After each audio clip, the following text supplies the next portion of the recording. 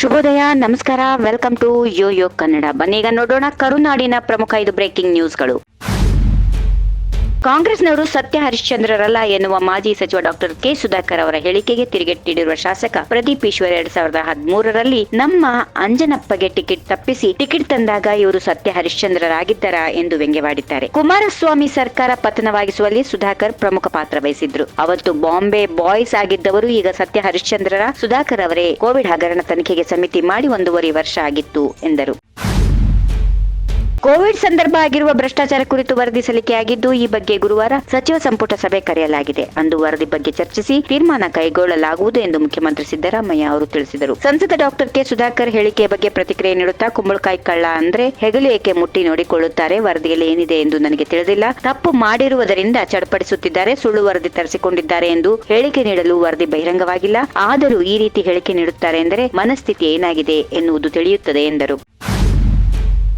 ಕೇಂದ್ರ ಸಚಿವ ಎಚ್.ಡಿ. ಕುಮಾರಸ್ವಾಮಿ ರಾಜೀನಾಮೆಯಿಂದ ತೆರವುಗೊಂಡಿರುವ ಚನ್ನಪಟ್ಟಣ ವಿಧಾನಸಭಾ ಕ್ಷೇತ್ರದ ಉಪಚುನಾವಣೆಯ ಟಿಕೆಟ್ಗಾಗಿ ಬಿಜೆಪಿ ಮತ್ತು ಜೆಡಿಎಸ್ ನಾಯಕರ ಮಧ್ಯ ಪೈಪೋಟಿ ನಡೀತಾ ಇದೆ. ನಿಖಿಲ್ ಕುಮಾರಸ್ವಾಮಿ ಚನ್ನಪಟ್ಟಣದಲ್ಲಿ ಜನ ಜೆಡಿಎಸ್ ಚಿಹ್ನೆಗೆ ಮತ ಹಾಕಿದ್ದಾರೆ. ನಮ್ಮ ಕಾರ್ಯಕರ್ತರಲ್ಲಿಯೂ ಸಹ ಜೆಡಿಎಸ್ ಬಗ್ಗೆ ಒಲವಿದೆ. ಜೆಡಿಎಸ್ ಚಿಹ್ನೆಗೆ ಟಿಕೆಟ್ ಉಳಿಸಿಕೊಳ್ಳಲು ಒತ್ತಡ ಇದೆ. ಕುಮಾರಸ್ವಾಮಿ ಅವರು ಸಹ ಬರ್ತಾರೆ. ಚನ್ನಪಟ್ಟಣದ ಜೊತೆಗೆ ನಿರಂತರ ಸಂಪರ್ಕ ಇದೆ. ನಾನು ಸಂಘಟನೆ ಮಾಡ್ತೇನೆ, ಬೇರೆ ಆಲೋಚನೆ ಇಲ್ಲ ಎಂದು ಚನ್ನಪಟ್ಟಣದ ಸುಳ್ಳೇರಿ ಗ್ರಾಮದಲ್ಲಿ ನಿಖಿಲ್ ಕುಮಾರಸ್ವಾಮಿ ಹೇಳಿಕೆ ನೀಡಿದ್ರು.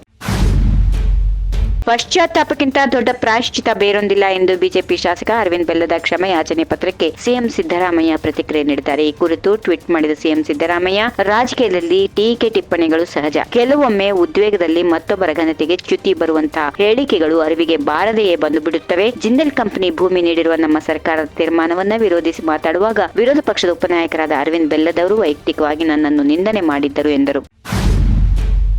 ಮೂಡಾ ಹಗರಣದಲ್ಲಿ ಮುಖ್ಯಮಂತ್ರಿ ಸಿದ್ದರಾಮಯ್ಯ ಅವರನ್ನ ವಿನಾಕಾರಣ ಸಿಲುಕಿಸಲಾಗಿದೆ. ಪ್ರಕರಣದ ಕುರಿತು ಸಂಪೂರ್ಣ ಓದಿದ್ದೇನೆ. ನನಗೆ ಕಾನೂನು ಹೋರಾಟ ಮಾಡಲು ಬಿಡಿ, ಗೆದ್ದು ಬರುತ್ತೇನೆ. ಇಲ್ಲವಾದರೆ ನಿಮ್ಮ ಮನೆಯಲ್ಲಿ ಜೀತ ಮಾಡಲು ಸಿದ್ಧ ಎಂದು ಗೃಹ ಮಂಡಳಿ ಅಧ್ಯಕ್ಷ ಕೆಎಂ ಶಿವಲಿಂಗೇಗೌಡ ಸವಾಲ್ ಹಾಕಿದ್ರು. ಭೂಮಿ ಇಲ್ಲದೆ ನಿವೇಶನ ಹಂಚಿಕೆಯ ನಿರ್ಣಯ ಮಾಡಲು ನೋಂದಾಣಿಕೆ ಮಾಡಲು ಹೇಗೆ ಸಾಧ್ಯ? ಇದೆಲ್ಲ ಗೊತ್ತಿದ್ರು ವಿರೋಧಿಗಳ ವಕೀಲರು ಇಲ್ಲಸಲ್ಲದ ವಕಾಲತ್ತು ಮಾಡಿದ್ದಾರೆ. ಇದರಿಂದ ಸಿದ್ದರಾಮಯ್ಯ ಹೊರಬರಲಿದ್ದಾರೆ. ಹಗರಣವನ್ನ ಸರ್ಕಾರ ನ್ಯಾಯಾಂಗ ತನಿಖೆಗೆ ಒಪ್ಪಿಸಿದ್ರು ವಿರೋಧ ಪಕ್ಷಗಳು ಹೋರಾಡಲು ಹೊರಟಿರುವುದು ಹಾಸ್ಯಾಸ್ಪದ ಎಂದು ಹೇಳಿದರು. If you like this video, ಬೇಗ ಲೈಕ್ ಮಾಡಿ, ಕಾಮೆಂಟ್ ಮಾಡಿ, ಶೇರ್ ಮಾಡಿ ಹಾಗೂ ಯೋಯೋ ಟಿವಿ ಕನ್ನಡವನ್ನು ಸಬ್ಸ್ಕ್ರೈಬ್ ಮಾಡಿ.